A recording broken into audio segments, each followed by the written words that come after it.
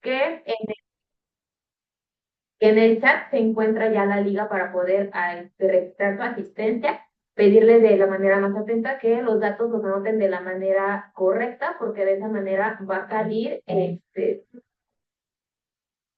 tu constancia para la asistencia de este conversatorio, ¿vale?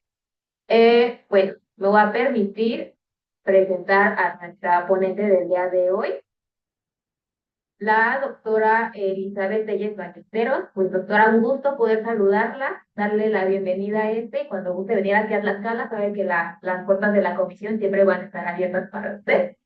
Y pues sin más Muchas preámbulo, gracias. permitirla presentarla.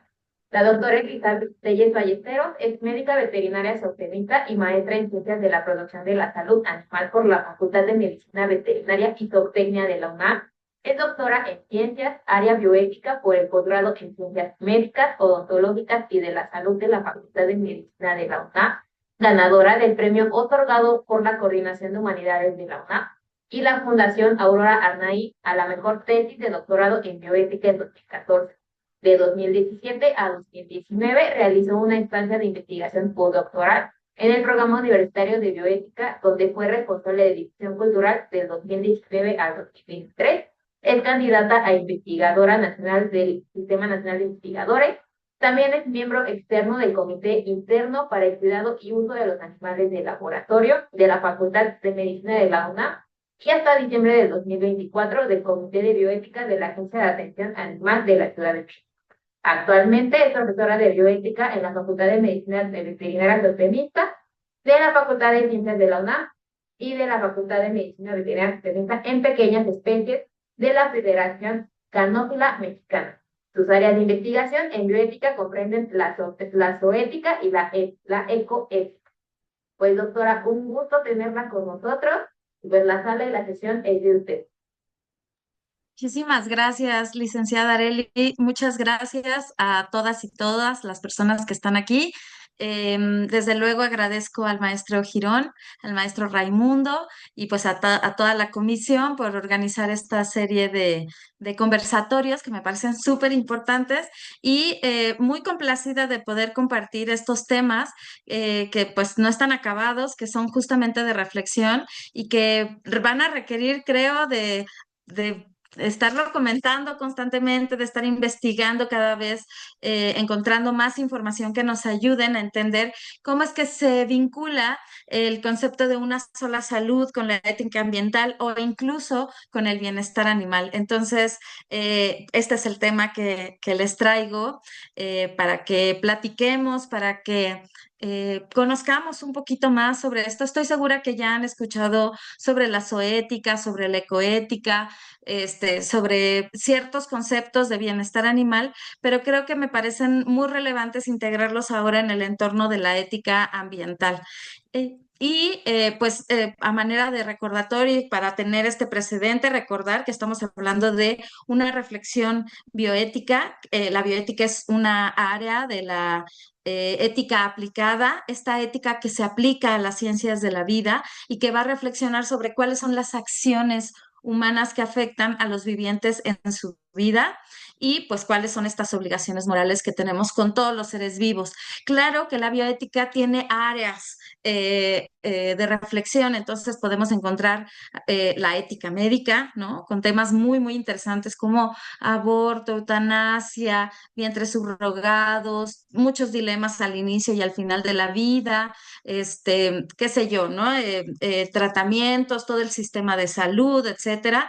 También tenemos el área muy importante de la zoética que pues comprende toda esta reflexión en torno hacia los animales que se parecen a nosotros, que son animales vertebrados y que también considera a ciertos animales invertebrados sintientes, pero hoy vamos a hablar mucho sobre ética ambiental y cómo es que repercute toda esta reflexión en torno a nuestras acciones hacia otros humanos, hacia otros animales, pero también hacia la vida en general.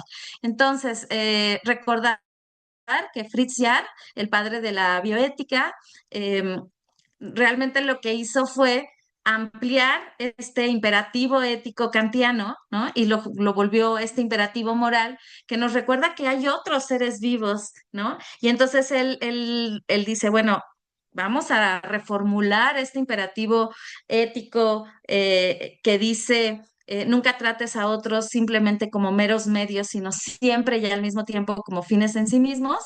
Él dice, bueno, también habría que voltear a ver a esas otras formas de vida y entonces nos recuerda en este imperativo moral, respeta por principio a cada ser viviente como un fin en sí mismo, tratándolo de ser posible como a un igual. Él habla de animales y plantas también, dice, cada ser viviente. Esto es, claro que es relevante. Pensar en las otras formas de vida, que para los setentas, Potter, que por mucho tiempo se pensó que era el padre de la bioética, porque todavía no se había encontrado todo lo que había publicado Fritz Jaar a inicios del siglo pasado, ¿no? Con su propuesta de bioética, de esta reflexión y esta consideración y esta preocupación en torno a cuáles son las razones por las que realmente se está haciendo investigación y pues toda esta consideración a los animales y a las plantas.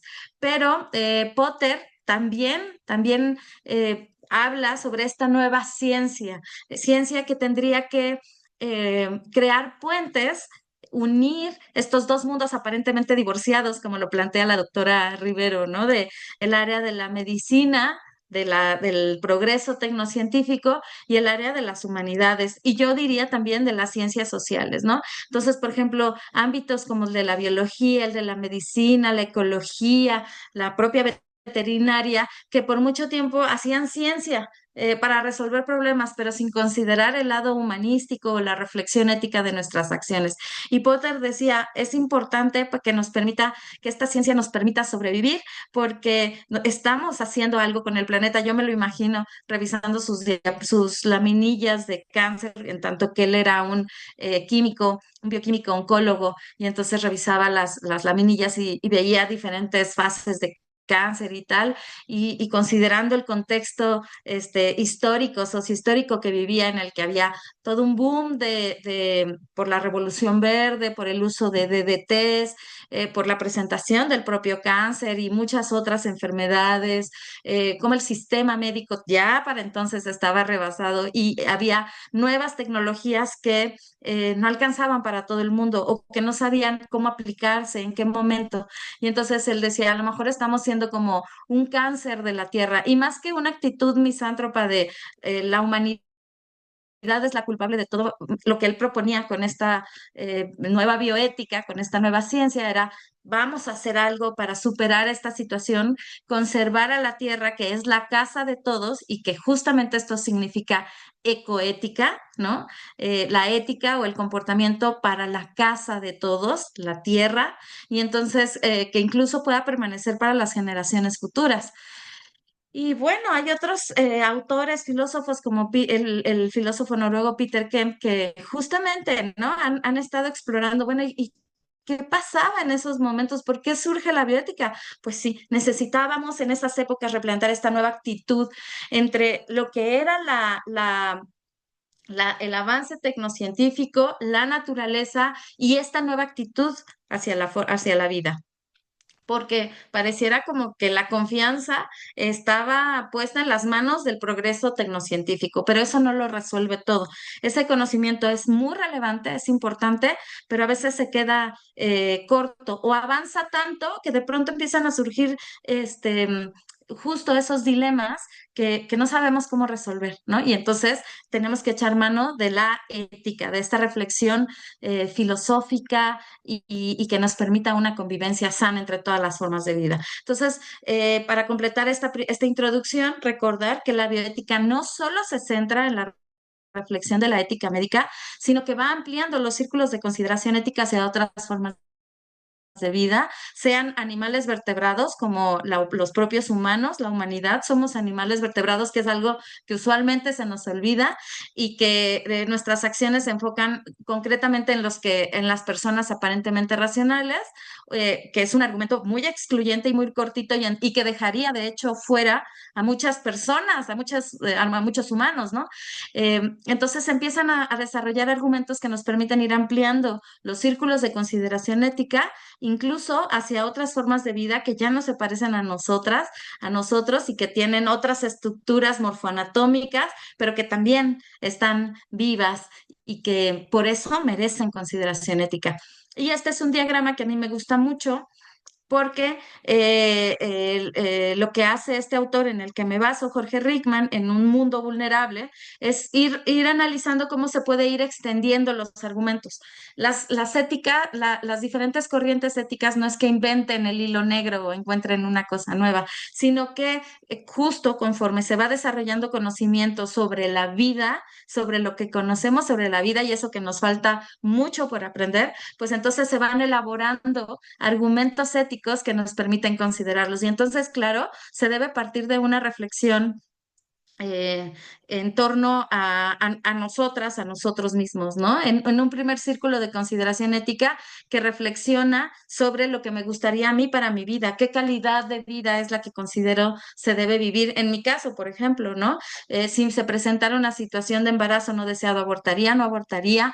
¿Cuáles serían las justificantes? ¿Bajo qué condiciones? Lo mismo que si tuviera una enfermedad terminal, solicitaría la eutanasia, no la solicitaría, cuidados paliativos, qué pasaría con mi familia, qué tratamientos disponibles hay, se están desarrollando nuevas posibilidades en torno al padecimiento que tengo, lo quisiera, me quiero esperar, quiero participar, me puede vulnerar ese experimento, es decir, una serie de reflexiones muy importantes en lo que algunas personas pueden comentar como la microbioética, ¿no? Lo que me concierne a mí y que una vez que yo puedo reflexionar y siguiendo el pensamiento kantiano de buscar comportamientos universalizables, entonces, pues irlo extendiendo, ¿no? Ir extendiendo ese círculo de consideración ética tal vez hacia mi familia. Si yo ya lo pensé en mí, a lo mejor esa reflexión ética aplica a un hijo que tuviera una enfermedad terminal o a un padre que tuviera una enfermedad terminal o no sé, no solo a la familia cercana, amistades, ¿no? A, no sé, vecinas, vecinos, a la comunidad, o sea, allí cabría otro círculo de consideración ética que se podría ampliar a la comunidad, al país, a la nación, qué sé yo, hasta volver ampliar este círculo de consideración hacia todas las personas, como lo diría Kant, con dignidad, que son racionales, ¿no? Y que en el tiempo de Kant él todavía era como un poco excluyente y decía, no, las mujeres no, no, los brutos no, pero actualmente sabemos que todas estas personas, los seres humanos, tienen dignidad y por eso le pongo a este círculo antropocentrismo duro. Sin embargo, todavía hay autores que piensan, como platicábamos con respecto a Potter, que se podría considerar a las generaciones futuras, ¿no?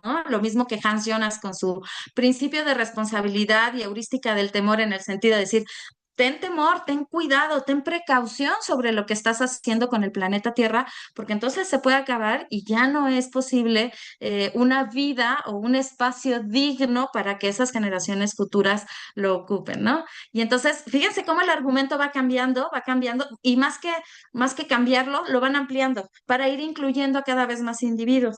Ahora, quiero mencionar que esta lista no es exhaustiva o esta ampliación de círculos de consideración ética. Ustedes seguramente estarán pensando en otros autores, ¿no? No sé, por ejemplo, ¿cuándo incluiríamos a amigos morales, a cuándo a extraños morales? Pero son argumentos que son muy interesantes y que también se tienen que ir incorporando. Por ejemplo, otro círculo más amplio es ya rebasamos a la humanidad y entonces empezamos a considerar a los animales domésticos, domésticos porque viven bajo nuestro techo. Entonces, por ejemplo, perros y gatos que ya forman parte de la familia multiespecie, otros animales compañeros que son animales no convencionales, animales que se utilizan en la investigación o en la enseñanza, animales que están en granjas y que utilizamos para jalar un arado, para comérnoslos, es decir, ya tenemos que ampliar argumentos para considerar a esos otros individuos que son importantes para nuestra vida, pero no solo porque son importantes para nuestra vida, sino porque ellos tienen una vida. Y como lo plantea Tom Regan, que es este autor del Círculo Naranja, él dice, son sujetos de una vida porque tienen estados mentales y por lo tanto tienen un valor en sí mismos y entonces se les deberían otorgar derechos morales que eventualmente se pueden convertir en derechos legales. Todavía no se alcanza eso en nuestro país, pero estamos en eso. Y todavía Reagan es reduccionista porque él solo considera a individuos que tienen estados mentales, pero hay muchas otras formas de vida que no solo tienen estados mentales, sino que tienen conciencia de sí mismo, conciencia de lo que les rodea, autoconciencia, y bueno, incluso se ha encontrado esta característica de ser sintientes, porque Tom Reagan, por así decirlo, se concentraría en los animales que tienen vertebrados, ¿no? Pero Peter Singer, que es el autor de Liberación Animal, él sí que habla de todos aquellos individuos capaces de tener experiencias de placer o de dolor, y la neurociencia, la etología, la biología han estado teniendo avances importantísimos para identificar que los animales no solo son conscientes, solo son sintientes además. Entonces, por ejemplo, pulpos, crustáceos, abejas, otros animales que incluso decimos, no, estos no porque son feos, son desagradables, también importan, son sintientes y su dolor importa. Entonces, nuestra actitud tiene que ser cada vez más amplia y considerarlos de una manera distinta, ¿no? No dejar de verlos como plagas, por ejemplo, y voltear a ver incluso otras formas de vida, como lo planteaba Fritz Jarr.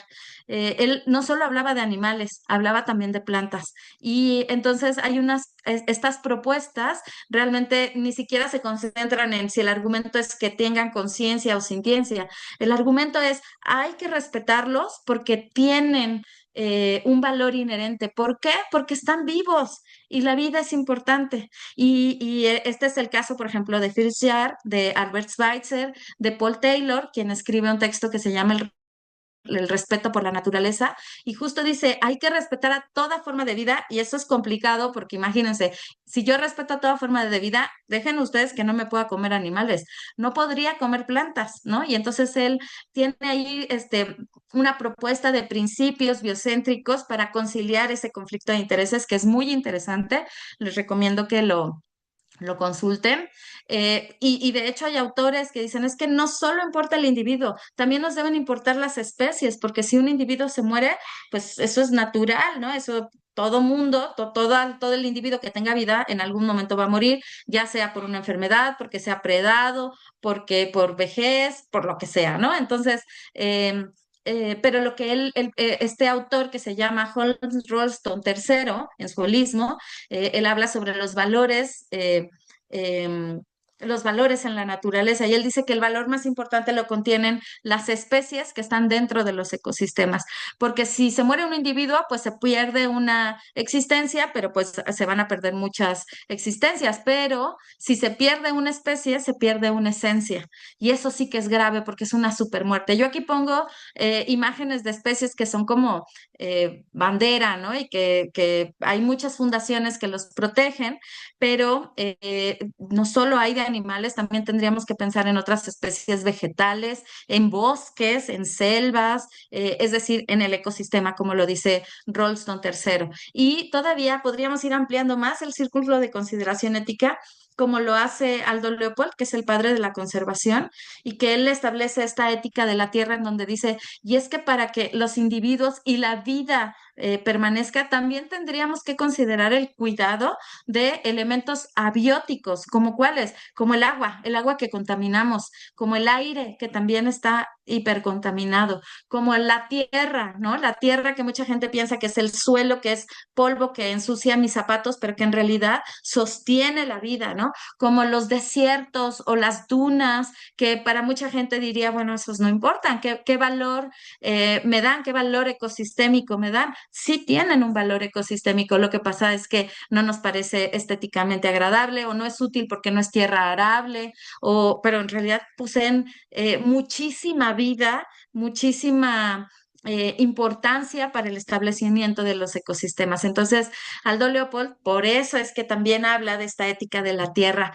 Y Ness, por ejemplo, también es otro autor que habla de una ética sobre el ambientalismo profundo, que va más allá del ambientalismo superficial, que dice, ay, vamos a proteger a la tierra y vamos a dejar de usar bolsas de plástico y vamos a desarrollar bolsas oxobiodegradables. No, en realidad estas bolsas también contaminan, ¿no? Entonces, todavía me podría ir más amplia e ir teniendo un círculo de consideración que aborde una ética planetaria como lo propone Leonardo Boff, que es un teólogo de la liberación y que justamente incorpora como cosmovisiones que son religiosas, pero que hablan de un respeto y cuidado por todo lo viviente y por toda la tierra, ¿no? Entonces, son muy bonitas. A ver, veo aquí el chat. Mm, si tienen alguna pregunta, la pueden ir colocando en el chat y la licenciada Areli me va a ayudar leyéndolas. Si Gracias. ya no tienen algún comentario o alguna duda, pues sin problema en el chat, o pueden levantar la manita y les damos la palabra para que nos puedan comentar. Gracias, gracias, licenciada. Bueno, entonces vamos viendo cómo justo el argumento cada vez es más amplio. Recuerden, les vuelvo a decir, esta lista no va en orden de aparición de la propuesta, porque, por ejemplo, Aldo Leopold escribe su almanaque del Condado Arenoso, o más bien le publican póstumamente ese conjunto de ensayos en 1949, ¿no? Pero él lo va desarrollando, incluso escribe textos desde el siglo pasado, ¿no? Entonces más bien desde el siglo XIX, el siglo anterior al siglo XX, ¿no? Entonces, es como argumentos, lo que aquí se va ampliando es el argumento.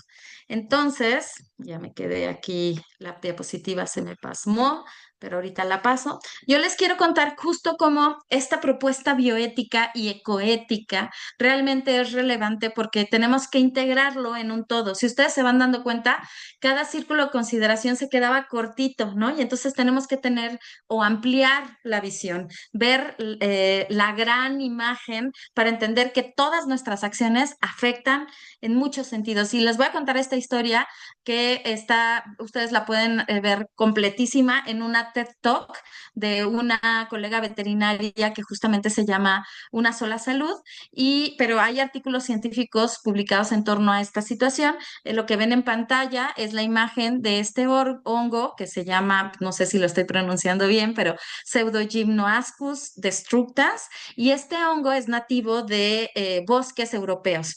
¿Qué pasó con este hongo? Que viajó en el zapato de alguna persona que voló de Europa a Nueva York, llegó a Nueva York y este hongo no es nativo en este continente y entonces afectó a estos hermosos murciélagos cafés, causándoles la enfermedad de síndrome de nariz blanca. Y esta enfermedad los mató en millones. A principios de este siglo, esa fue una primera gran catástrofe ecológica, muy grande, por cierto. De hecho, creo que es la más grande hasta el momento. Sin embargo, como que no se conoce tanto. Lo que sí se conoce es el impacto de la muerte de esos murciélagos, porque la gente en el norte de nuestro continente lo padeció.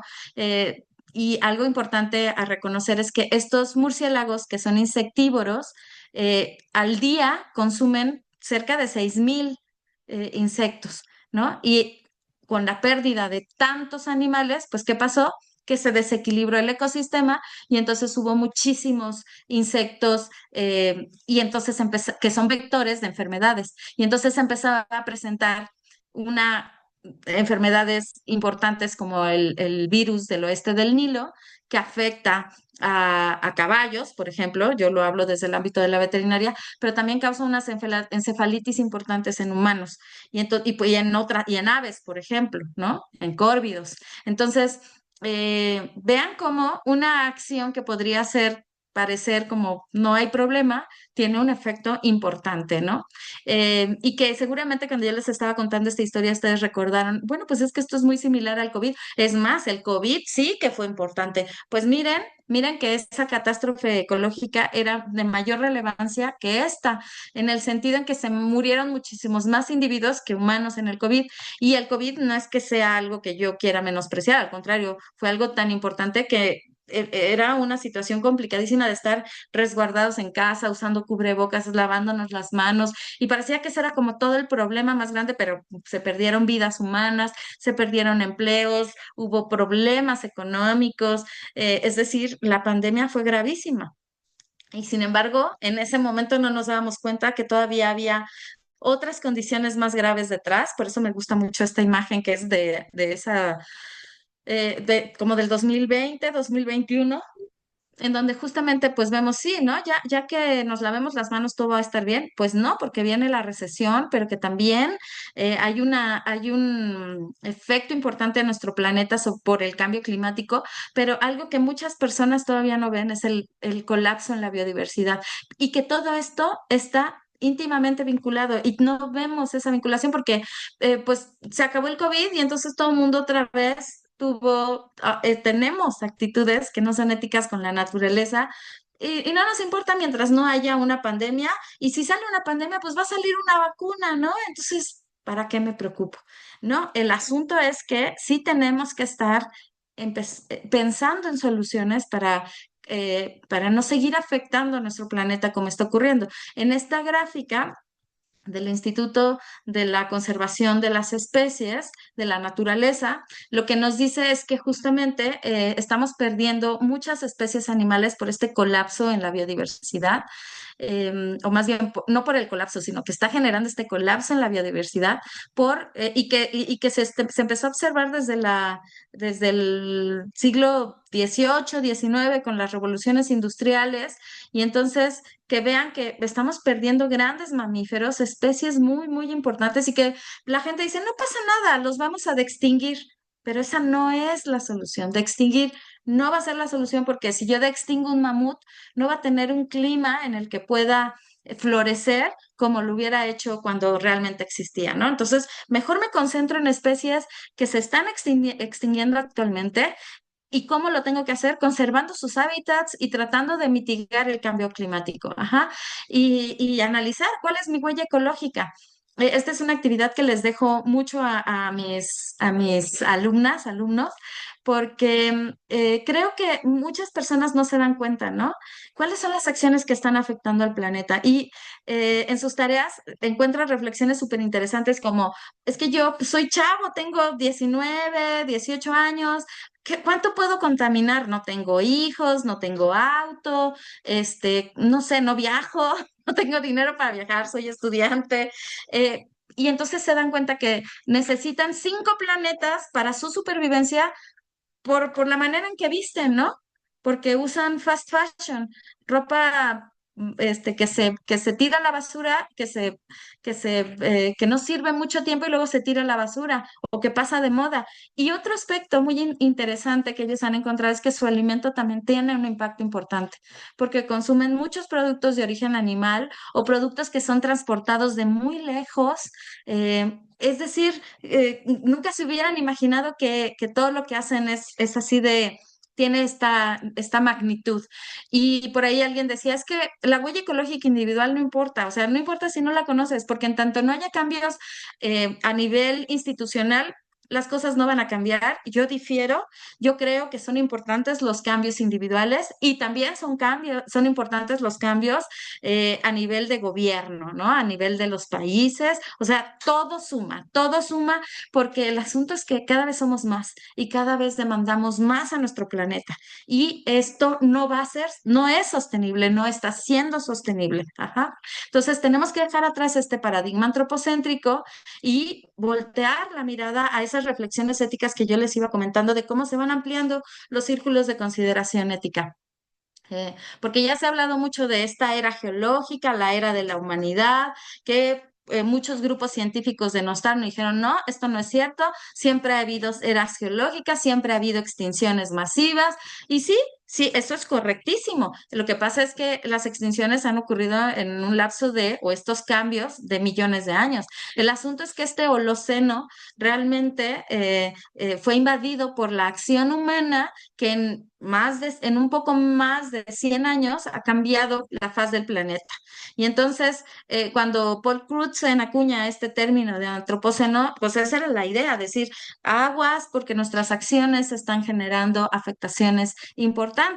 Y entonces la comunidad científica dijo, no, no, este concepto no sirve, no funciona, porque además dice antropos, eso quiere decir que toda la humanidad es responsable de estos cambios y no, eso no es correcto. Hay personas que contaminan más, ¿no? Y entonces Bueno, se los concedo. A mí me parece que Antropoceno funciona bien, pero hay otras propuestas, por ejemplo, esta de Jason Moore, este autor economista que realmente dice, bueno, a lo mejor no es Antropoceno, pero lo que sí es que hay una era geológica que ha cambiado la faz del planeta y yo le llamo capitaloceno, perdón, porque justo es una era geológica en la que el sistema económico de extracción, de monopolio, de devastación ecológica, es causado por un sistema que empobrece más a los pobres y enriquece más a los ricos. Aquí se ve muy claro en esta imagen estos países, ¿no?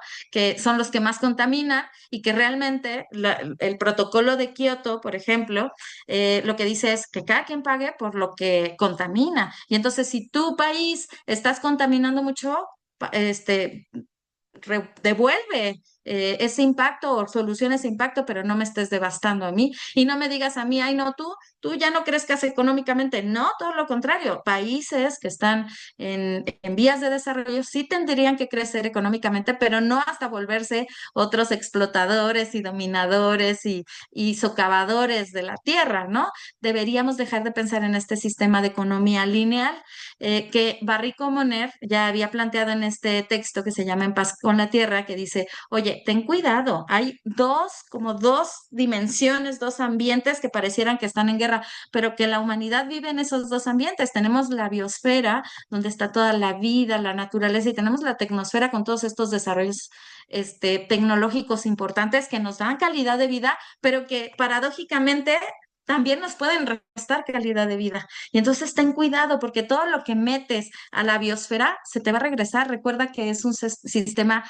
cerrado, finito, limitado y estos elementos naturales se van a acabar y si tú metes, por ejemplo, en este libro habla, por ejemplo, de sustancias tóxicas que se introducen al agua, ¿no? Por ejemplo, antibióticos, ansiolíticos. En aquel tiempo estaba muy de moda el Viagra, ¿no? Entonces el Viagra o qué sé yo, cualquier sustancia tóxica que pueda entrar al agua y que las plantas purificadoras no pueden purificar y entonces la bebemos se viene en los garrafones, viene en la llave de agua, etcétera. Y entonces lo que Barry Commoner y de hecho Jorge Rickman en otro texto que vamos a analizar, que se llama Biomimesis, nos dice, oye, ten cuidado porque todo lo que introduces se te va a regresar. Entonces, no reintroducir sustancias tóxicas. Por ejemplo, el caso de los plásticos, ¿no? Los microplásticos, que esta infografía me gusta porque justo muestra las islas de plásticos, ¿no? En donde, por ejemplo, en el gran vórtice de basura del Pacífico Norte han encontrado, calculan 80,000 toneladas de plástico, no solo de ancho, o sea, son islas enormes del tamaño de países, ¿no? Y que también son profundas y que afectan a la vida marina y que con el oleaje se van particionando y entonces se vuelven microplásticos, microplásticos que han llegado a toda la faz de la Tierra. Este es un ejemplo, por ejemplo. Esta historia es el caso de las tortugas, que ustedes saben que las tortugas marinas ovopositan en una isla y luego viajan y luego regresan y así, ¿no?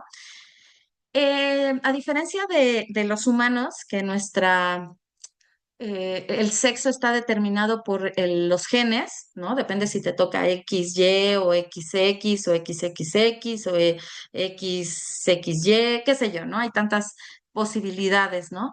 Que algunas son patológicas, desde luego, pero pues están los intersexuales, las personas intersexuales, etcétera, ¿no? En el caso de las tortugas, lo que determina el sexo es la temperatura que ocupan en el nido. Entonces, entre más profundo están en el nido, esos huevos que no reciben directamente el rayo del sol son más fríos y entonces van a ser machos.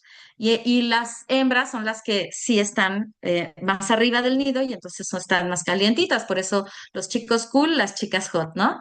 Pero no solo eso está afectando a los animales, que es un efecto del cambio climático.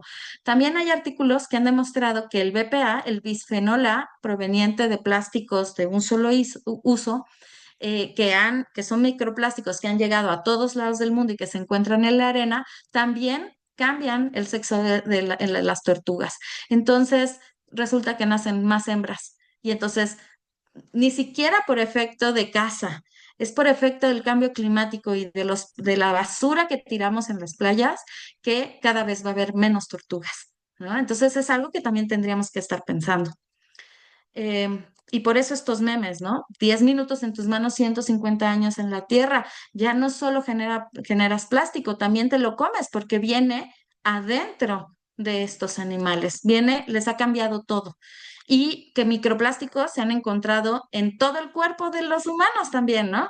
En leche materna, en líquido amniótico, en los testículos de los hombres, o sea, las bolsitas de plástico, hasta esas secretan microplásticos, ¿no? Entonces es impresionante porque claro que va a haber muchas afectaciones en nuestra salud incluso, y vean que son acciones de nosotros que se nos regresan a nosotros, ¿no? Y que en el camino eh, afectan a la naturaleza. Entonces, hay artículos interesantísimos, por ejemplo, de los disruptores endocrinos, ¿no? Que en la gestación, que me pueden causar todo este tipo de afectaciones y que no me pongo a pensar y que esta imagen es una imagen de primaria, literal, que dice, a ver, ¿cuáles son los disruptores endocrinos del hogar? Ah, pues mira, aquí están el uso excesivo de plásticos o pesticidas o detergentes o el teflón. Y algo que la gente no quiere aceptar es que también la comida, la manera en que procesamos la comida también ocasiona estos problemas endocrinos. A ver, veo un comentario en el chat, licenciada. No, ¿verdad? Ah, De es, hecho, hay uno que dice, buen día de Carlota. Dice, desde el que contamina paga, no se logran resarcir los daños. Eso le explica la bioeconomía y la termodinámica. es verdad, ¿eh? Es verdad. Es muy desafortunado porque estas políticas internacionales lo que buscan es, bueno, tienes que resarcir el daño y tienes que asumir los costos ecológicos que estás ocasionando. ¿Y qué pasa con los países ricos? Ah, sí, te pago, pero sigo contaminando. Y el asunto no es ese, es realmente generar cambios reales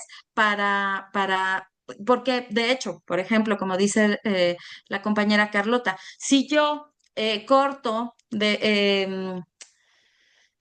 árboles de un bosque que tardó miles de años en desarrollarse tal cual es, yo pienso que, bueno, voy a cortar árboles y entonces los siembro y resulta que se van a tardar otros 100 años en más o menos tener un bosque joven, pero no maduro como lo era cuando yo lo corté, ¿no? Y entonces se requiere muchísimo tiempo para que se pueda resarcir ese daño. Entonces, por eso es importante ser precavidos, la prudencia aristotélica de piensa antes lo que vas a hacer.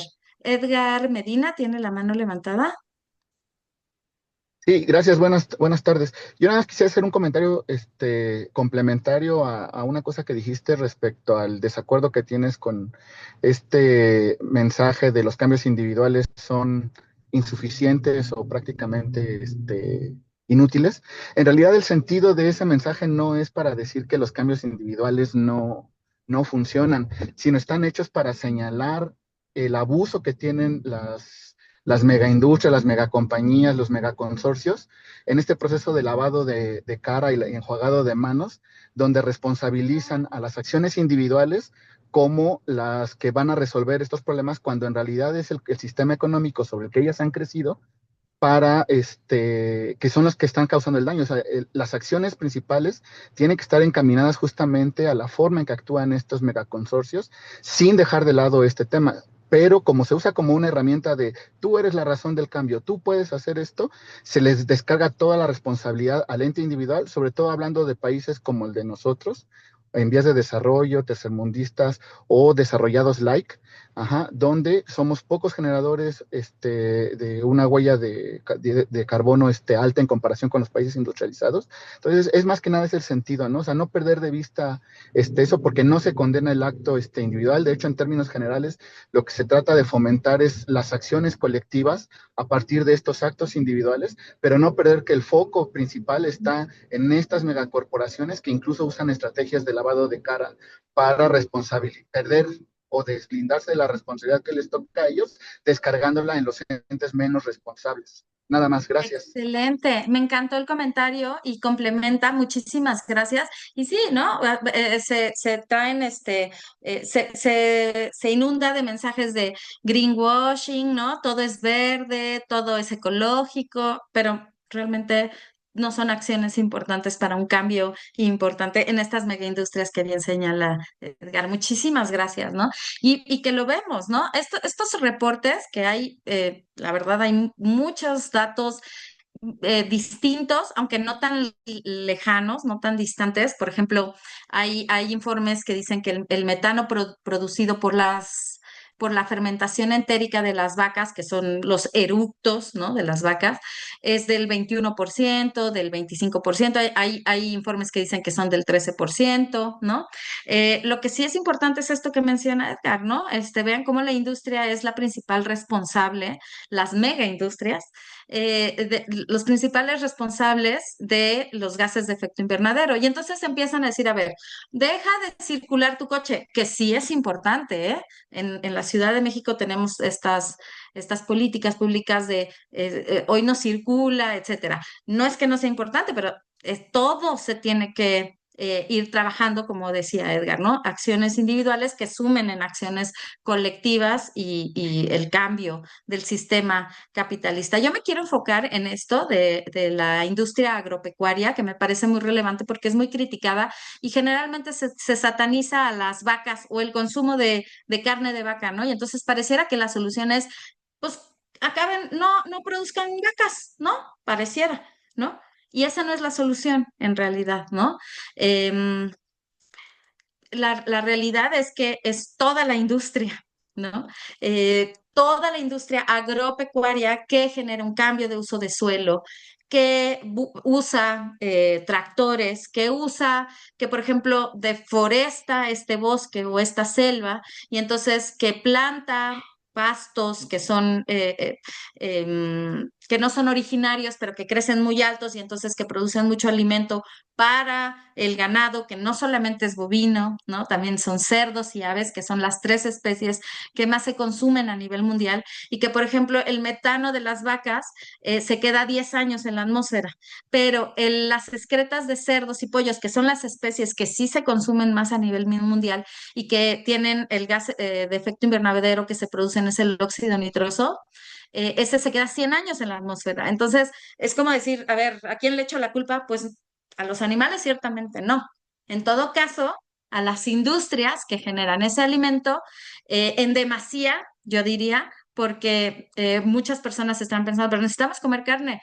Sí, hay personas que requieren comer carne y hay personas que podrían prescindir de comer carne y poder comer, no sé, semillas, los granos que se les da a este ganado. Hay personas que a nivel mundial sabemos que hay un problema de pobreza importantísimo y de desnutrición que va de la mano con esa condición de pobreza, pero hay mucho alimento que se produce. ¿Qué pasa con ese alimento? Pues que no lo puedo vender al mejor postor y entonces lo tiro a la basura, se echa a perder, si el alimento que se produjera se distribuyera adecuadamente a la población, se eliminaría el problema de hambre. Entonces, creo que esto es muy, muy importante porque nos hace pensar, los animales parecieran que son la causa, pero también ellos pagan las consecuencias. Y vemos sequías que matan al ganado, pero inundaciones también que ocasionan pérdidas de muchos animales. Esta imagen de la esquina inferior derecha a mí me impacta mucho, siempre me impactó desde la primera vez que la vi, porque este productor, este porcicultor, llora de desesperación porque pues no puede salvar a sus cerdos y sabe que se van a morir. Este es el caso de la vaca ahogada, ¿no? Personas que tratan de rescatar a sus animales, pero usualmente, cada vez menos, pero usualmente la prioridad es salvar vidas humanas. Entonces, ya hay gestiones, hay sistemas que están buscando también hacer todos estas rúbricas, estos protocolos de qué vamos a hacer con los animales en caso de una catástrofe o una situación ambiental, ¿no? A ver, por ahí hay otros comentarios. Del chat, Diana Soledad menciona cómo practicas la ecoética en la vida cotidiana. Muy bien, Diana, es una excelente pregunta que voy a comentar en las siguientes diapositivas. Muchas gracias. Y Y ya sí, también como estás. racional de consumo. Claro, como Sara comenta, esa es una estrategia, ¿no? Muy importante que pareciera que nos cuesta mucho trabajo, para serles honesta. A mí también me cuesta trabajo, ¿no? Pero si ustedes se van dando cuenta de lo que les he hablado, son todos aspectos que pareciera que hablan de una situación, ¿no? U otra. Hablé de condiciones de salud animal, de salud ecológica, también de salud humana, que están interrelacionadas, que están íntimamente vinculadas en este concepto que se llama una sola salud, que es tan relevante que ya hasta tiene un día en el que se conmemora y se hace conciencia sobre este tema. Yo creo que se debería estar haciendo conciencia sobre toda la información diario, estar pensando, a ver, ¿qué acción va a tener que yo utilice esta servilleta? ¿Cómo la puedo reciclar?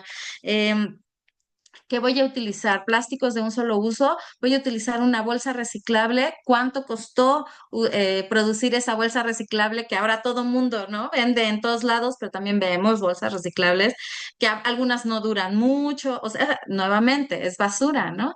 Entonces, esto está vinculado con el bienestar animal porque también son conceptos éticos. Ruth Harrison, una mujer británica periodista que escribe este éxito de ventas Animal Machines, denuncia en este texto que se está generando una ganadería en el que se causa mucho dolor, ¿no? Donde los animales viven su vida en la oscuridad, la inmovilidad, sin ver el sol, y entonces hay una generación de hombres que ven en el animal que crían solo su factor de conversión en la comida humana. No están pensando en este concepto interrelacionado de lo que yo hago con estos animales tiene afectaciones aquí y tiene afectaciones aquí, ¿no? Entonces, de ahí, de un concepto ético, de una reflexión ética, surge una nueva ciencia que se llama la ciencia del bienestar animal. Este comité Bramble confirmó, fíjense cómo era un grupo de hombres que fueron a constatar que lo que decía esta mujer era cierto, lo constataron. Afortunadamente, a diferencia de Rachel Carson, que pues, si bien conocen la historia, cuando ella escribe Primaveras Silenciosas, Monsanto dice, no es cierto, lo que dice es mentira, y entonces utilizan una falacia ad hominem ofensivo para decir, esta señora está loca y lo que nosotros hacemos es producir más alimento para el beneficio de la humanidad, ¿no? Entonces, así se generan las primeras 5 libertades, que eran muy básicas, no eran ni siquiera las más mínimas para que los animales estuvieran bien, pero se abren nuevas líneas para generar conocimiento sobre lo que necesitan los animales. Y entonces este señor, Donald Broom, genera la primera cátedra de bienestar animal en la Universidad de Cambridge. En este artículo él narra la historia de cómo surge la ciencia del bienestar animal, y lo que él explica es el bienestar de un animal, es cómo se siente y cómo afronta o con cuáles son, cuántos intentos, cuánto esfuerzo tiene que hacer para afrontar su ambiente. Entonces, eso va a determinar las condiciones en las que vive o en las que muere. Y entonces esto es relevante porque pues nosotros, seguramente aquí en el público habrá personas del área de la medicina que también analizan el bienestar en las personas y saben que es así multidimensional, ¿no? Y entonces yo les puedo preguntar, ¿cómo te sientes bien? Y graduarlo en esta escala que puede ir desde pobre bienestar hasta buen bienestar. Y entonces, pues yo espero que la mayoría estén excelente, escuchando un tema que les interese. Habrá personas que estén terribles. Yo, por ejemplo, ahorita tengo mucho calor aquí donde estoy, pero la verdad es que mi bienestar no está tan terrible. Yo creo que estoy razonable. Me gusta estar aquí en este espacio compartiendo ideas. Y en los animales se valoró de la misma manera, ¿no? En los animales se encontraron, bueno, esta diapositiva lo que quería enfatizar es que a lo mejor su bienestar en estos momentos depende de la comodidad de la silla o del calor o frío, que era lo que yo les estaba comentando, o de si tienen trabajo, o si ya desayunaron o almorzaron, o si tienen vida social, y eso se va ponderando. En los animales se hace algo similar, y entonces se fundan las primeras 5 libertades que tienen que ver con que estén libres de hambre y sed, de incomodidad, de dolor, lesión, enfermedades, de comportamiento normal, de miedo y angustia, y se valora, ¿no? En una escala de, bueno, a lo mejor tiene hambre y sed porque eh, todavía no le toca comer, pero bueno, tiene todo lo demás satisfecho. El asunto es que se dieron cuenta que los animales no estaban libres, realmente no estaban libres porque nosotros los confinamos en condiciones artificiales, ¿no? Piensen en su perro o su gato, que ustedes dirán, no, mi animal está perfecto, lo llevo al veterinario, bla, bla, bla. Yo les quiero preguntar, ¿realmente tienen un comportamiento necesario? ¿Los sacan a pasear varias veces al día? ¿Los dejan olisquear o los van jalando? ¿No? Yo he visto mucha gente que no los deja olisquear, pero para ellos es como leer el periódico, ¿no? Y decir, ah, por aquí pasó un macho con tales características, entonces yo también quiero marcar, ¿no? Por ejemplo, pensando en ratas de laboratorio, no están libres de tener dolor, lesión o enfermedad porque justamente cuando las sometemos a un experimento causamos intencionalmente esta condición. Entonces, no estaban libres y entonces este proceso, este concepto fue evolucionando a las 5 provisiones y luego a los 5 dominios, que es lo que vemos aquí. Y entonces en donde también hay un aspecto importante, donde no solo se consideran los dominios físicos de nutrición, de entorno, de salud física o de conducta, sino también el dominio de sus mentes, ¿no? Que también importa su estado mental, que es algo que tanto Peter Singer como Tom Regan nos recuerdan, y que a veces nosotros utilizamos a los animales, por ejemplo, un animal que jala una carreta o que ara la tierra, su nivel máximo de bienestar implicaría trabajar 4 horas al día, por ejemplo, pero nosotros necesitamos que trabaje 8 horas al día y entre más hago que un animal sea productivo, su nivel de bienestar va a ser menor. Y entonces eso puede incurrir en una condición de crueldad. Y son cosas que no evaluamos, ¿no? Que decimos, ah, ese perro que está allí en ese banco vigilando que nadie robe, en realidad ya trabajó 8 horas seguidas con un bozal y no ha tomado agua, ¿no? Y entonces eso es crueldad, ¿no? Una rata, un conejo de laboratorio, por ejemplo, ¿no? Al que le causa irritación ocular o dérmica para probar un rímel. Y entonces el animal tiene muchísima comezón, pero no se puede rascar. Claro que yo voy a obtener un análisis de laboratorio, pero eso es crueldad. Y entonces hay normas internacionales a las que México se tiene que sumar o se suma porque es parte de la Organización Mundial de Sanidad Animal, que justamente nos hablan en todo un capítulo del bienestar de los animales. Vean, este es uno que yo utilizo mucho, el capítulo 7.8, que habla sobre utilización de animales en la investigación o la educación, pero habla de matanza de animales, de transporte de animales, de bienestar en caballos de trabajo, en sistemas de producción. Es decir, sí que hay estrategias y guías para velar por el bienestar de los animales, porque las situaciones, por lo menos en las que están los animales que nos comemos, no son las ideales. ¿En dónde? En estas granjas industriales, en estas mega industrias que comentaba el compañero, en donde la intención es producir más en el menor tiempo, al menor costo posible, a costa del bienestar de los animales, ¿no? Y entonces uno preguntaría, ¿realmente necesitamos más animales? Este artículo, que ya es un poquito viejito, es del 2023, lo que nos dice es que está calculando la biomasa de vida en el planeta. ¿Y qué nos dice? Somos muchos humanos, pero esos muchos humanos dependemos de muchísimos más animales domésticos. Como siempre aquí satanizan a la vaca, ¿no? Pero en realidad aquí podría estar cerdo, aves de corral, etcétera, ¿no? Y incluso perros y gatos, ¿no? Hay tantos animales abandonados, pero siguen existiendo estas industrias de crianza de perros y gatos muy específicos por raza. Yo no estoy en contra de las razas, de ciertas razas de animales en donde se puede desarrollar una característica importante, por ejemplo, animales de guardia y protección, pero a veces hay razas que se desarrollan muy subjetivamente por el gusto de una persona que dice, ay, pues entre más chato sea mi perro o mi gato, más me va a gustar. Y eso tiene una afectación en el bienestar de los animales, porque son estos animales que no pueden respirar bien, ¿no? Y tener tantos animales domésticos está afectando a la vida silvestre, como yo les estaba planteando en las diapositivas anteriores. Por ahí hay preguntas, ¿verdad? De hecho, nada más es para respecto a la constancia, pero en su ponencia puede seguir adelante. Perdón. Ok. Ok. Bueno, ya, Em, ahora sí, Carlota comenta. Dice Leopold, desde el cuidado de la tierra no puede haber una naturaleza intocada por las cadenas tróficas, pero considerar justo su bienestar. Muy bien, exacto, ¿no? O sea, porque, o sea, pareciera que algunas éticas dirían, ay, no, ya necesitas humanidad. No, no se trata de eso. Más bien se trata de ser responsables con esa naturaleza y con el bienestar de esas formas de vida. Muchísimas gracias, Carlota. Qué bueno que se va entendiendo el sentido de la plática, porque la intención no es denostar a las sociedades humanas, es reflexionar qué debemos hacer para cambiar y dejar de modificar el ambiente de esta manera. Porque bueno, yo diría, no necesitamos más animales domésticos, necesitamos más animales silvestres. eh, y necesitamos ser menos humanos. No es que tengamos que desaparecer a todos los humanos o a todos los animales domésticos, no, es decrecer. Ay, se queda atorado porque traigo el puntero. Y entonces eso es justo lo que nos decía Don Elamidos, de crecer, de crecimiento de la población, ¿no? En este informe de los límites del crecimiento nos decía aguas, porque si la humanidad sigue creciendo como se propone, este modelo que sí fue muy criticado, que sí tuvo sus errores, pero que a mí me parece en lo esencial importante de analizar, ¿no?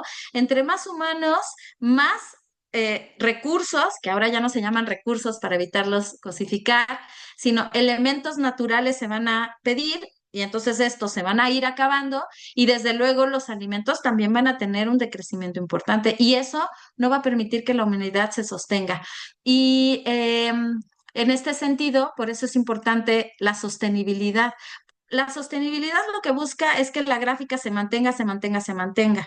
Pero, por ejemplo, se puede ser sostenible en un pozo petrolero en donde se encuentra, se explota, se explota, se explota a lo largo del tiempo, pero en algún momento va a decaer. Por eso a mí me gusta más este concepto que es muy anglicista, o sea, es un anglicismo que se conoce como sustentabilidad, de sustainable, y en donde, por ejemplo, yo tomo un recurso y entonces dejo que se recupere y vuelve a crecer y se recupera y entonces eso sí que me permite sostenerlo a lo largo del tiempo. Pero para tal fin tendríamos que ser menos personas. Ahora, yo no soy Thanos, ¿eh? Yo no digo, a ver, que se pongan el guantelete y que desaparezca la mitad de la humanidad. No, no se trata de eso, porque eso es una actitud fascista, ¿no? Thanos es mi héroe fascista, pero no es realista, ¿no? Entonces, lo que tendríamos que hacer es pensar, ¿realmente necesito lo que necesito? Porque Gaia, esta propuesta de Gaia que a mí me gusta mucho de Lynn Margulis y James Lovelock, lo que propone es, pues tendríamos que tener consideración con este ente, superente, ¿no? Gaia lo que dice es que tal vez la Tierra podría tener esta conciencia y que la humanidad es como estos parásitos que se sacude porque la llenan de concreto, no la dejan respirar y entonces arrasa con esos parásitos, con sismos, tsunamis, qué sé yo, ¿no? Y eso no es lo que queremos. Claro que hay sismos naturales, pero estar preparados, anticiparnos y evitar esta idea que es, no cambiamos el paradigma, ¿no? Estamos negados a decir, no, no, no pasa nada, yo tengo que seguir con mi mismo estilo de vida y la ciencia lo va a resolver. Va a llegar alguien que va a poner capas afuera de la Tierra para que el sol no nos caliente tanto. Ahí están estas propuestas, ¿no? O alguien va a llegar y va a transformar Marte y entonces yo voy a poder irme a vivir a Marte. Elizabeth Telles, no. Elon Musk y todos sus colegas multimillonarios, mejor sí, pero no, ¿no? Entonces tendríamos que asumir responsablemente, ¿no? Dejar atrás esta ilusión de omnipotencia de, no, la tecnología lo va a resolver. No, no, porque nuestras acciones están afectando. Este artículo me interesa mucho para que vean nuevamente cómo el vínculo entre los animales domésticos y las enfermedades están relacionados. Vean cómo entre más cabezas de ganado, más generación de enfermedades en humanos va a haber de tipo pandémico, porque se presentan episodios que luego se vuelven epidemias y que luego se vuelven panzotias y pandemias, ¿no? Y aquí también se ve la relación, ¿no? Entre más especies amenazadas porque estamos invadiendo hábitats de la fauna silvestre, pues va a haber más enfermedades que se van a contagiar. El caso del coronavirus, ¿no? Porque teníamos que entrar en contacto con un murciélago o con un pangolín que tienen virus que no les afectan, pero que queremos tener una sopa exótica, por así decirlo, ¿no? Y entonces estas infografías que estoy segura que ya han visto, que no me parecen desdeñables porque sí que está muy vinculada la producción masiva de animales para consumo humano para una población cada vez más demandante, cada vez más demandante. Y yo creo que eso tiene que ver mucho con nuestros hábitos en la dieta y que me gusta mucho que Carlota haya retomado a Leopold porque Leopold tiene esta frase hermosa sobre la evolución intelectual y emocional sobre la ética de la tierra y que nos dice, oye, aguas, tus acciones las tienes que evaluar. Van a ser correctas cuando tienden a preservar la integridad, la estabilidad y la belleza de la comunidad biótica. Pero cuando no, pues no tiende a esos fines. A ver, licenciada, ¿tienes preguntas? No, ¿verdad? Muy bien. Ninguna. ¿Cómo voy de tiempo, licenciada? Porque apenas voy a entrar a la parte de cuáles son esas acciones. No, va súper bien, sin problema. Y va súper bien, vamos de tiempo. Sí, excelente. Bueno, miren, esto es algo que justamente las mujeres indias entendieron en esta comunidad de Uttar Pradesh en los años 70. Acuérdense que India es una colonia inglesa y entonces, pues, eh, grandes industrias iban a talar árboles, árboles ancestrales. Los esposos, padres e hijos de estas mujeres iban a talar esos árboles y les iban a pagar por eso, y el sustento de sus familias provenía de esos sueldos. Sin embargo, estas mujeres se negaron y opusieron resistencia, un método de resistencia gandiano, es decir, pacífico, y llamaron a este movimiento movimiento Chipko, porque Chipko significa abrazar, y abrazaban a los árboles como forma de resistencia. Lograron salvar esos bosques, ¿no? Y entonces, este tipo de actitud creo que es la que deberíamos empezar, no sé si es ir y abrazar al tigre para que no lo casen, esa no es la opción, pero sí buscar alternativas, ¿no? Para evitar extinciones de especies, contaminación de mantos acuíferos, pérdida de naturales, con estas urbanizaciones desorganizadas, con estas prácticas extractivistas que solo expolian a la tierra, ¿no? Entonces, me gusta mucho este ejemplo, es un movimiento feminista y de hecho es un ejemplo que utiliza Vandana Shiva, que es una mujer india que realmente desarrolló todo esto del ecofeminismo y el proteger a las semillas, ¿no? Para la protección de las semillas nativas y que haya alimento sostenible para las comunidades. Y bueno, para las propuestas, porque no quiero que sea todo catastrófico, sí hay propuestas, es la propuesta de otro filósofo que también es catastrófico, si ustedes lo ven en la imagen, pone se agota el tiempo y esta es una persona, Jorge Rickman, que justamente es activista y que ha ido a la cárcel por oponerse a que destruyan bosques o a que construyan una nueva vialidad. Él es de Madrid, es un filósofo que trabaja en el Centro de Investigaciones Sociales y Científicas, el CISC, no me acuerdo cuáles son las siglas, pero él dice, los críticos son los optimistas de la verdad. Y él tiene muchos textos, incluso hay un texto reciente, bueno, no reciente, como del 2020, que se llama Simbioética, que me encanta. Ojalá que lo puedan conseguir. Este a mí me cambió la vida cuando yo ya estaba en el mundo de la bioética, pero cuando lo leí a él dije, sí, tiene razón. Él tenía estos libros, a mí este fue el primero que leí, Todos los animales somos hermanos, porque hablaba de animales, pero vean los textos, ¿no? El de Un mundo vulnerable es el de los círculos de consideración ética y este otro es muy claro, ¿no? Gente que no quiere viajar a Marte. Y en este texto del 2006, él lo que propone es una crítica ecosocialista y una propuesta de reconstrucción ecológico-social para la sustentabilidad. ¿Qué es lo que nos dice Jorge Rickman? Él dice, a ver, identifico dos problemas, uno de escala y otro de diseño. El de escala es justamente criticar estos sistemas socioeconómicos demasiado grandes, ¿no? Y el de diseño, lo que él dice es, son sistemas socioeconómicos mal adaptados. ¿Cuáles son las soluciones? Para el de escala tendríamos que autolimitarnos, pero como les decía, ¿no? Añadir es bien fácil. Ahora están todas estas plataformas de Temu, Shein y todo barato y me lo traen desde China y está padrísimo. Híjole, pero hemos pensado en si todo va a funcionar, ¿no? Todo nos va a servir, todo nos es útil. Esas plataformas están diseñadas, incluso Amazon, ¿no? Para vendernos cosas que no necesitamos, pero que las vemos y las queremos. Y el hot sale está a todo lo que da, ¿no? Entonces, lo que necesitamos con la autolimitación es aguas, necesitas transformaciones de tu propia acción, pero también y necesitas analizar esta cuestión del diseño con estos sistemas socioeconómicos mal adaptados. ¿Y cuál es la respuesta? Pues la biomímesis, es decir, imitar a la naturaleza. Y esto sí que te va a proporcionar ecoeficiencia y sostenibilidad. Este esquema gráfico él nos lo dibujó cuando vino una vez a México. La realidad es que lo han querido invitar más veces, ya no viene porque justo él dice, no, mi huella ecológica por los viajes que puedo hacer, ya no la voy a generar. Él es muy, muy consistente, ¿no? Que es algo que honestamente a mí también me cuesta, ¿no? Sí me cuesta, pero la intención es reflexionarlo y tratar de tener estos cambios importantes. Entonces, lo que él dice, esto, el círculo es como la biosfera y la flecha es como la tecnosfera. Si ustedes se fijan, aquí se ve el problema de escala y de diseño que la tecnosfera rebasa, que rebasa nuestro planeta, no reconoce que es finito dado.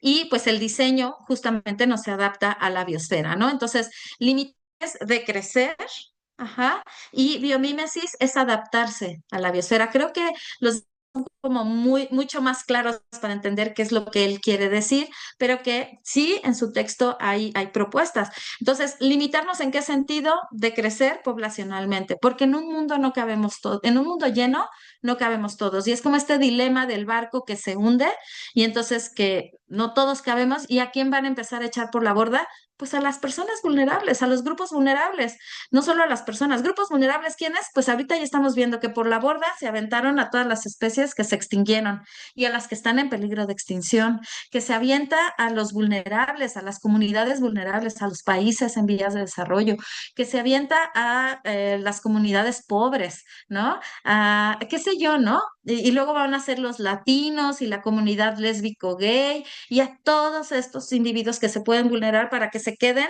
los poderosos, ¿no? Entonces, aguas, ¿cómo me puedo limitar con mi alimentación? Yo no estoy diciendo todo el mundo debe ser vegano, no, pero sí limitarnos porque ciertamente los sistemas agropecuarios son muy contaminantes, ¿no? Entonces, ¿cómo puede hacerle? Pues distribuyendo justamente la comida. En este texto que se llama Comida para un planeta sano, lo que se propone es que se aborden más de estas dietas saludables y sustentables. Afortunadamente sí he ido varias veces a Tlaxcala y tienen comida muy rica y muy natural, muy sana. Y entonces a base del maíz y entonces tortillas y tlacoyitos y de haba, ay, hasta se me hace la agua en la boca, tengo hambre. O sea, hay comida Variedad. muy bonitas con quelites, perdón, licenciada Tenemos una Arely. variedad aquí en Tlaxcala. Y eso, de eso se trata, de cumplir con el plato del buen comer. ¿Qué nos dice el plato del buen comer? Varía tu dieta. ¿Y qué debes comer más? Verduras y frutas y legumbres, porque eso es proteína de origen animal y entonces habas y lentejas y garbanzos y frijoles y soya. Y el plato del buen comer dice que debes comer productos de origen animal, sí, pero muy pocos, y así lo dice, muy pocos. Hay artículos científicos que dicen, bueno, ¿y cuánto es poco? Lo que te quepa en tu mano, pero aplastado. Y que eso aproximadamente son 100 gramos por kilogramo de peso, ¿no? Digo, 100 gramos. 1 gramo por kilogramo de peso. O sea, si yo peso 70 kilos, tendría que estar consumiendo 70 gramos de proteína, pero no de proteína de origen animal, de proteína en general. Entonces, si yo como frijolitos, ahí ya agarré 35 gramos y entonces otros 35 gramos tendrían que ser de huevo o de carne o de queso y eso es limitarnos, pero nos cuesta trabajo. Nos cuesta trabajo, pero esas son dietas sostenibles. Ajá. Y hay estudios que han analizado esto. Este es viejito, pero creo que todavía funciona y mucha gente lo critica porque dice, pues a ver, ¿será que un día baste como para que una familia como la mía de 4 personas, los papás y dos, si dejan de comer un día a la semana carne, que se puede hacer con estas dietas tan nutritivas, tan maravillosas que, por ejemplo, tienen en Tlaxcala y que tenemos en la Ciudad de México, tienen en Guadalajara y en todos los lugares, pues entonces es como sacar el auto de las calles un mes, ¿no? Entonces, lo que dicen las dietas sostenibles, menos carne de cerdo, menos carne, menos arroz, que por cierto tiene una huella hídrica importantísima, ¿no? Y más semillas y nueces, legumbres, verduras y vegetales. Y claro, mucha gente dice, es que, oye, yo quiero comer nueces, pero son carísimas. Sí. Entonces busca otras alternativas, que sí hay, ¿no? Por ahí hay Y en esta, preguntas. Carlota pone, esas plataformas ofrecen artículos baratos a costo de las externalidades, costo de transporte, mano de obra, esclavizante, entre otros. Por ello la importancia de los mercados locales. La agroecología también es otra opción. Excelente. Esas ya me ganaron las propuestas, ya se las sabían ustedes. Y es que Tlaxcala sí que tiene mucho, ha avanzado, siento, ¿no? Cada vez que voy me encuentro con nuevas reflexiones y nuevos cambios. Sí, hay ríos muy contaminados en Tlaxcala, pero hay que buscar estrategias, ¿no? Y entonces esto nos lo decían ya los griegos antiguos, ¿no? Que es lo que retoma Jorge Rickman en su texto. Él dice, la virtud de la suficiencia. En el oráculo de Apolo está esta lápida que dice, de nada en exceso y conócete a ti mismo. Es decir, ¿realmente necesito comprar tanto de estas plataformas? ¿Realmente necesito consumir tanto alimento? ¿Realmente necesito tantos libros? Sí, yo sí. Bueno, tendríamos que ir reflexionando, ¿no? Y entonces buscar estas economías circulares de yo ya utilicé este libro, a lo mejor te lo comparto, ¿no? No sé, cosas así, ¿no? Es decir, sí que hay propuestas de vivir bien con menos. Por ejemplo, este texto que Jorge Rickman escribe con otros colaboradores, ¿no? Autolimitarnos. Autolimitarnos no significa, voy a cambiar mi coche por uno eléctrico, porque estos también contaminan muchos. Esos cambios no son los que favorecen. Se proponen estas estrategias. En México hay varios cablebuses. La verdad, yo no creo que esa sea la idea. Deberíamos buscar, puse esta foto porque es viable en Ciudad Universitaria, que es una universidad grande, no sé si ustedes la conozcan, pero donde se instauró este sistema del Bicipuma para que el estudiantado se moviera. Y entonces, a mí, la verdad es que ha sido un éxito, pero ¿cómo lo incorporamos a las grandes ciudades? ¿No? Ese es el reto. Ajá. Es decir, tengo que buscar este tipo de condiciones. Y con respecto a la biomímesis, este es un video que en realidad explica lo que es biomímesis, pero ahorita les explico bien cómo se hace para la sustentabilidad. Esto explica biomímesis y es un video comercial, ¿eh? Se los advierto. Ajá, pero es para que entiendan justo cómo se imita a la naturaleza.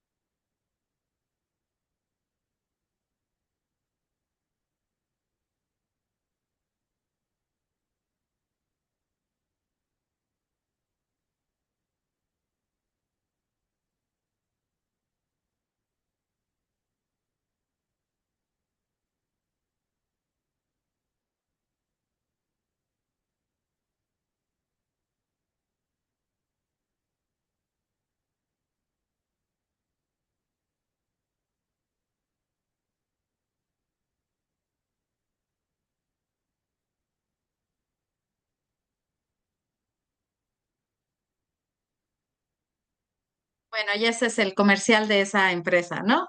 Pero me parece importante porque cada vez se tiene que incorporar esta biomimética o esta biomímesis a lo que nosotros hacemos, ¿no? Entonces, por ejemplo, ¿dónde construimos nuestras casas?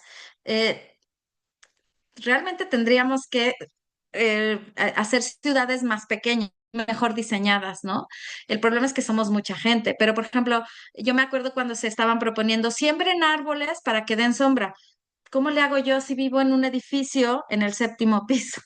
O sea, el árbol se va a tardar, no sé si hay árboles que, bueno, tendría hay árboles que miden muchos metros, pero que no, o sea, no son los ideales para estar en la ciudad, ¿no? Entonces, diseñar construcciones que aprovechen el viento, la luz del sol, la proximidad de agua, ¿no? Ver cómo se reciclan los materiales e incorporar naturaleza a las construcciones.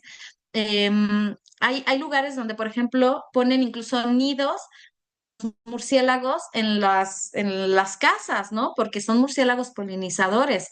Techos verdes, este es el techo verde del Infonavit aquí en la Ciudad de México, que incluso la gente va y lo visita, que es muy bonito, pero que nuevamente pues está en medio de una ciudad y no es insuficiente, ¿no?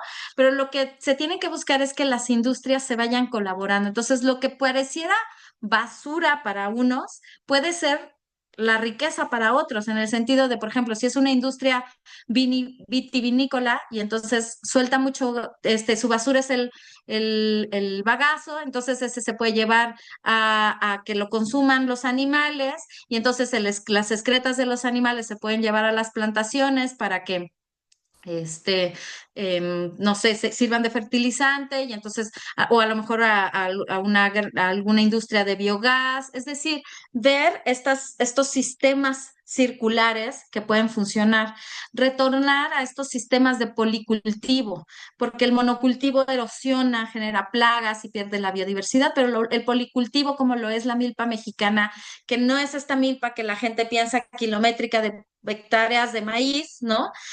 Sino la milpa que combina diferentes elementos, ¿no? Y entonces está la calabaza, el chile, el frijol, el quelite, etcétera, ¿no? Eso nos va a dar dietas que son muy nutritivas, ¿no? Propuestas en la ganadería, claro, no secuestrar al becerro de la madre que genera leche, ¿no?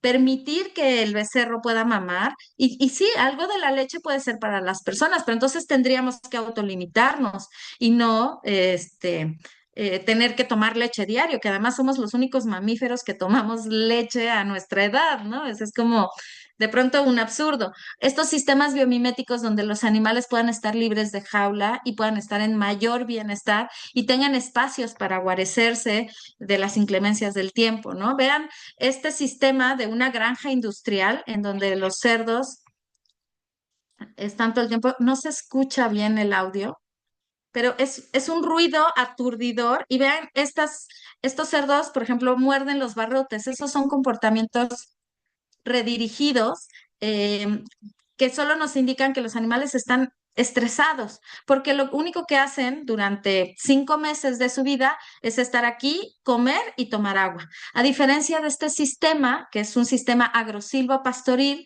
que es biomimético, en donde los animales salen a pastar con otras especies, donde osan, donde sí tienen vocalizaciones, pero no son aturdidoras, donde los animales pueden tener comportamientos que son necesarios para su especie.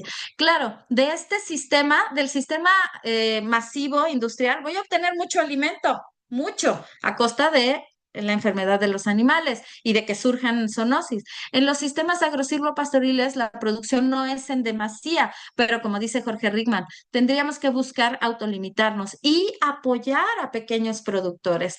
En vez de llevar la mejor carne de nuestro país a otros países, ¿por qué no también tener buena carne aquí en México? El problema del gusano barrenador, que es un problema grave en el ganado de nuestro país, es porque justamente se trajo carne de mala calidad a nuestro país, transportada en en lanchitas y que traían la enfermedad y que se pudo haber evitado, pues México es un país productor de carne y de carne de buena calidad, ¿no?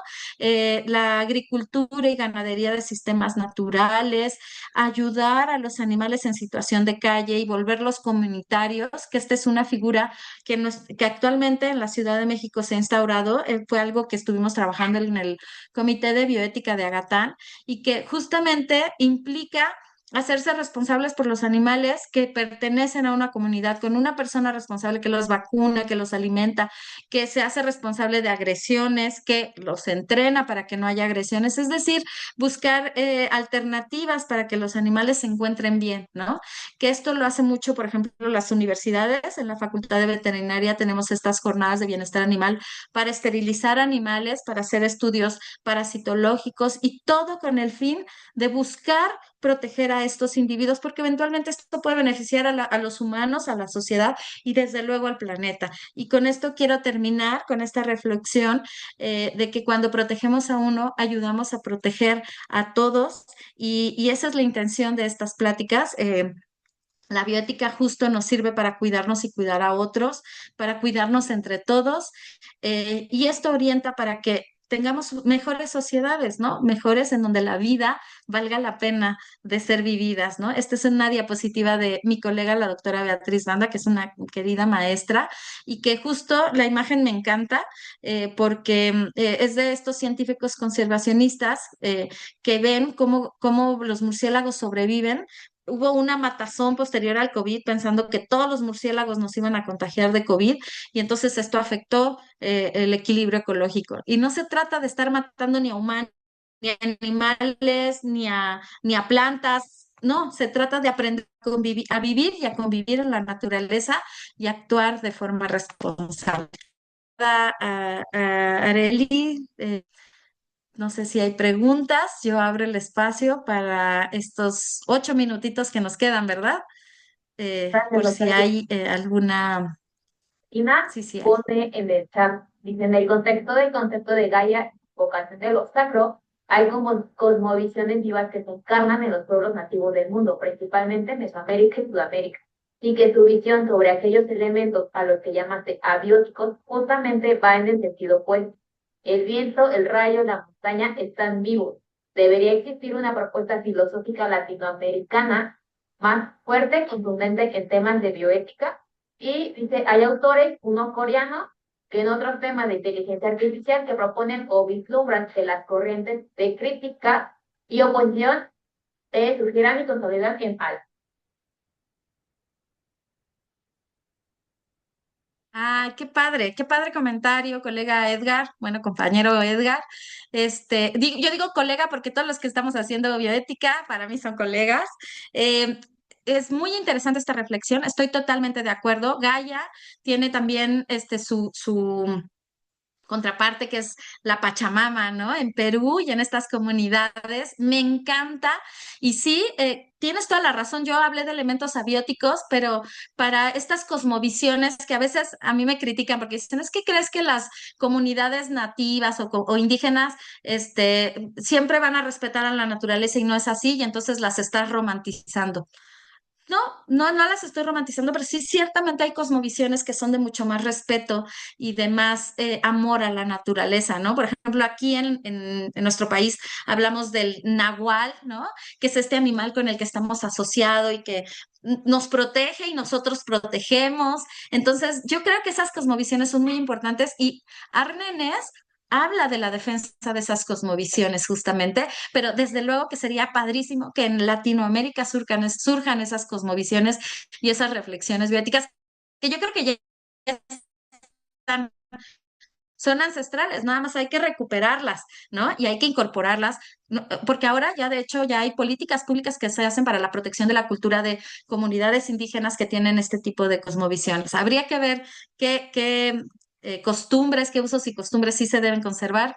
Los que dañan a otros, desde luego no, pero estos sí que sí, ¿no? Gracias. Gracias por este comentario tan bueno. Y también hay otro comentario de Conocer y Catlix, que dice, existe literatura donde menciona que los ecosistemas tienen un valor económico, definitivamente. Cuando este ya no exista, solo así se les dará un valor económico. Sí, es justo lo que propone Holmes Rolston III, y seguramente hay otros autores. El que yo conozco es el holismo de Holmes Rolston III, que le confiere el valor instrumental a la naturaleza, pero sin olvidarlos del valor inherente de esos espacios. Tan es así que actualmente ya se están generando derechos a la naturaleza. Por ejemplo, en Colombia el río Atrato es un sujeto de derecho y las comunidades que la circundan están obligadas a proteger el entorno, a conservarlo es decir, si alguien llega y tira basura, ellos la recogen. Es un espacio que tiene derechos de existir, ¿no? Y de proteger a la comunidad.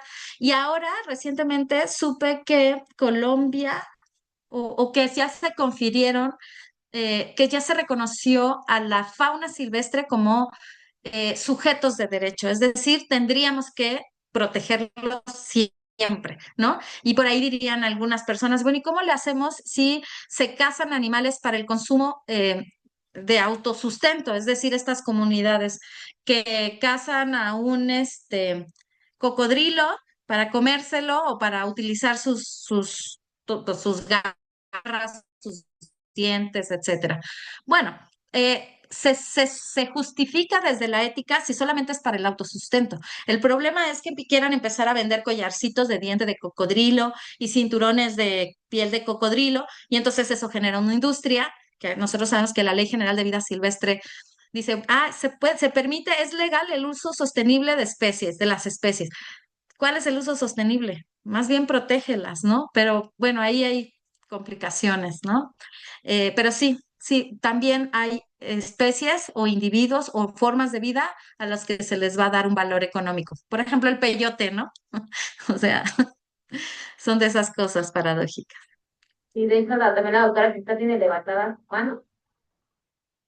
Doctora, querida doctora Cristal. Hola, buenas tardes.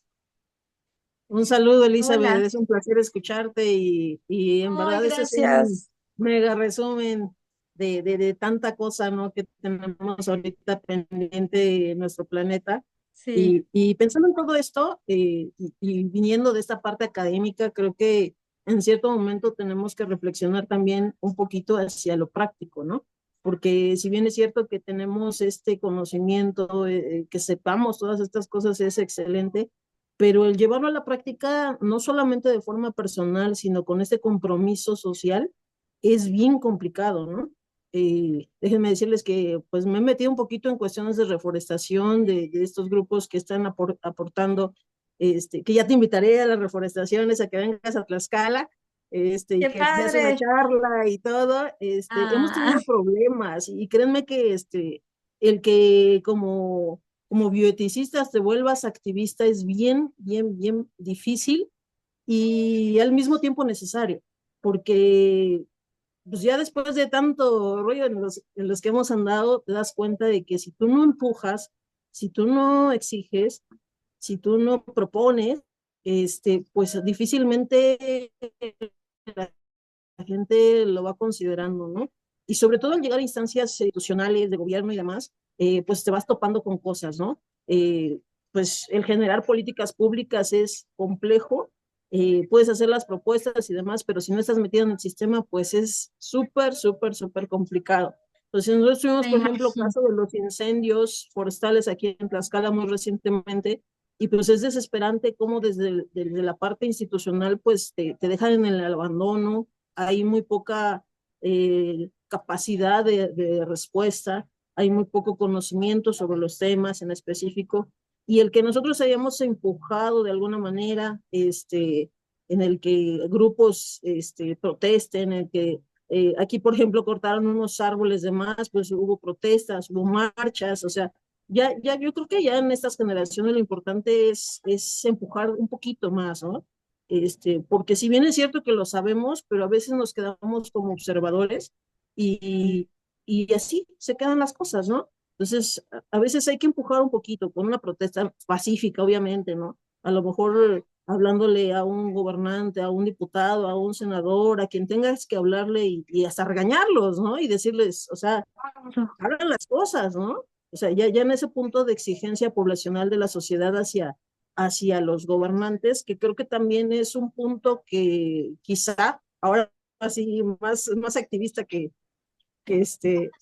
teórica en cierto punto, y es complejo, ¿no? Y ahorita que veía yo que detuvieron en Madrid a no sé quién, dije, bueno, ya no me siento tan mal de que me dejó de contestar los mensajes de la gobernadora, ¿no? Por regañarla por lo de los incendios de Tlaxcala. Y digo, Sí. al final es parte de lo que uno tiene que estar haciendo y pues gracias por esto porque pues al final eh, pues es el sustento teórico, ¿no? Entonces, Ay, querida gracias doctora, viniendo de y ti, ya te híjole, estaremos yo invitando. ¡ay, qué padre! Sí, gustosísima.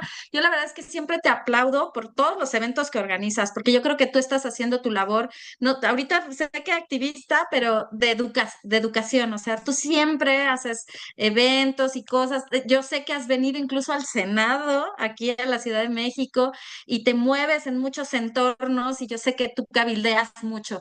Eso es importante. Yo creo que el ejercicio de gobernanza de las comunidades es vital.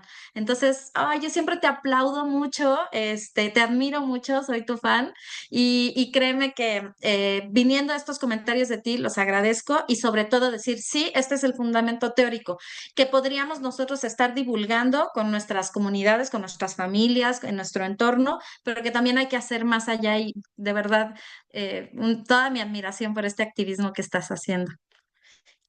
Gracias, Elizabeth. Te mando un abrazo. Grande. Igual. Muchas gracias, doctora. Yo también hay más comentarios en el chat. Paco dice, hola, buenas tardes. Le agradezco mucho el conocimiento que ha compartido con nosotros. ¿Podría compartirnos algunos autores teóricos que trabajen el tema de la ética ambiental en relación a la contaminación industrial? Pienso sobre todo en el Con caso de Tlaxcala, que como mencionó, gran parte del agua ha sido afectada por ese tipo de contaminación.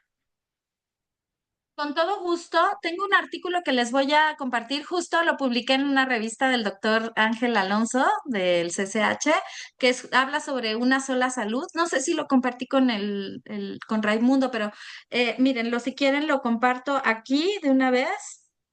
Ay, ¿dónde puedo? ¿Por qué no me sale para agregar un archivo? Ay, no me sale. Qué raro. Me sale para poner emoji y texto, pero no me sale. Ah, ya. Sí, a un ladito aparece el vuelo.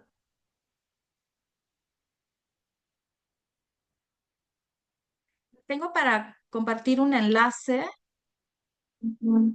pero a ver, ahorita se los... O la otra es que se lo comparto a Areli y que ella se los comparta a ustedes. Y ahí viene la bibliografía citados varios autores. Pero de todas formas voy a hacer una lista con más textos y si puedo links y se los comparto. Pero bueno, a mí el que más me encanta es Jorge Rickman, que lo pueden encontrar en Google fácilmente.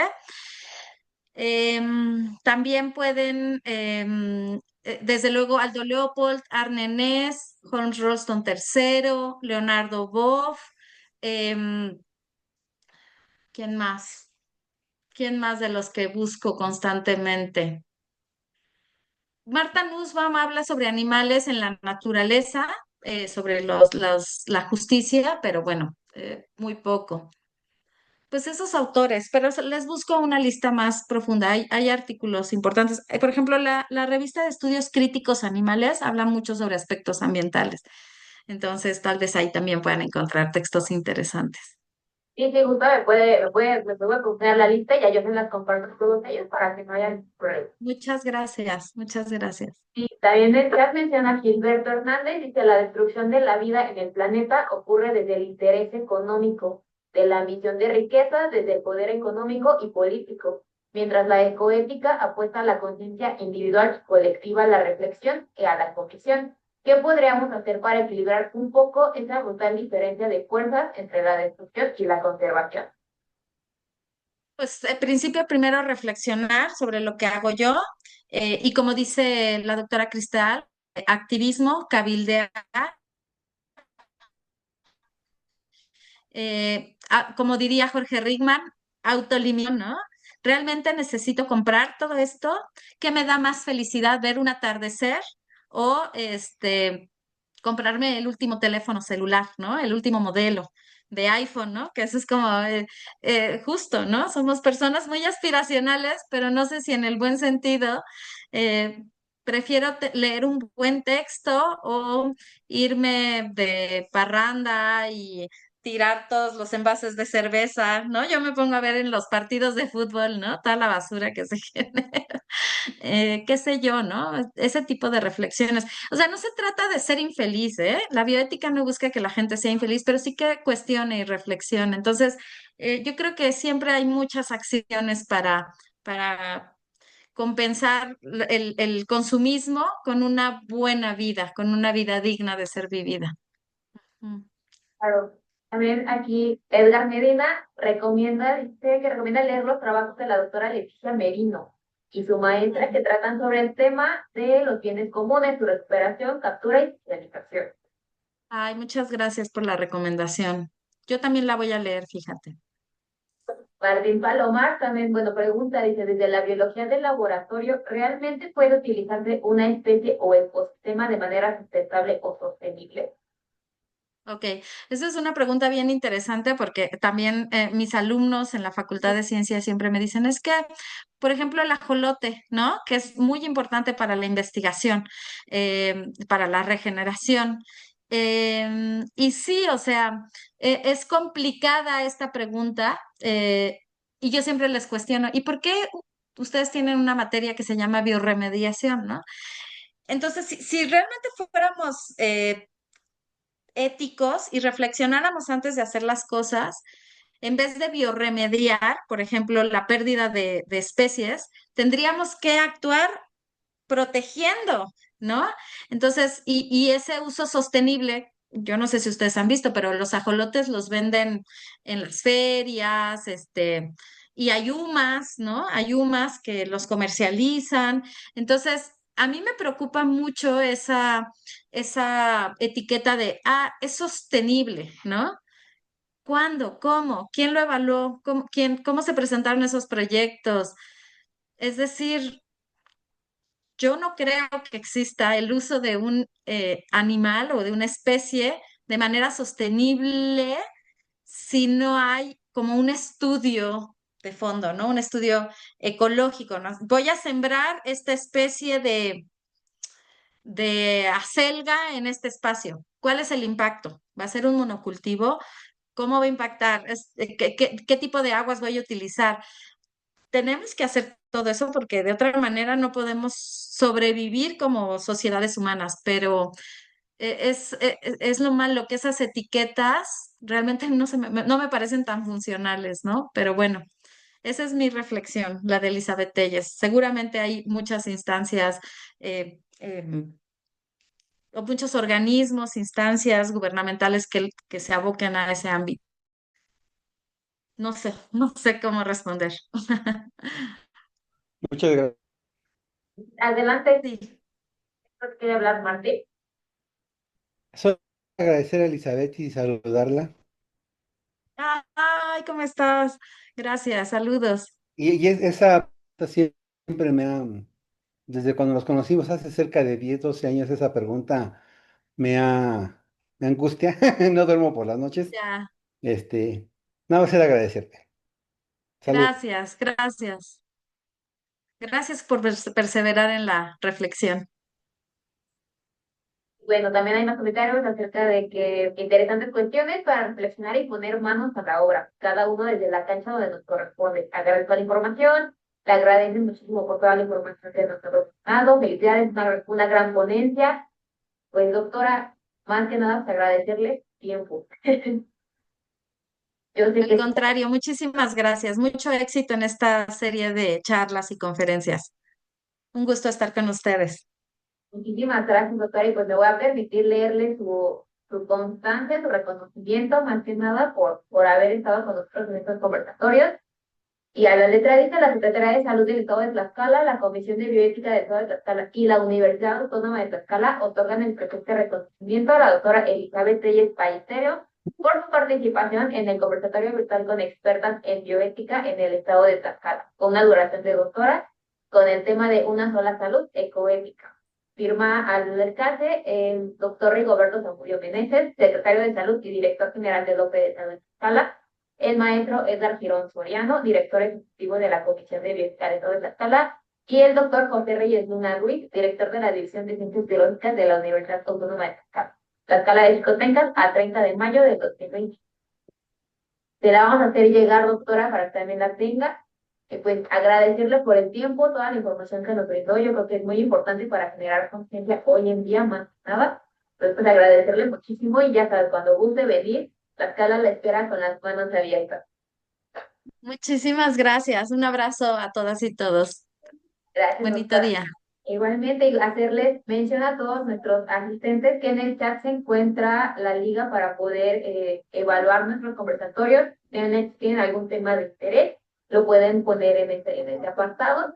Y en días posteriores a este conversatorio van a poder encontrar la liga en el canal de YouTube y en nuestras redes sociales también van a ir subiéndose todas nuestros conversatorios y las actividades que tenemos en el momento. Pues, doctora, muchísimas gracias y excelente tarde a todos.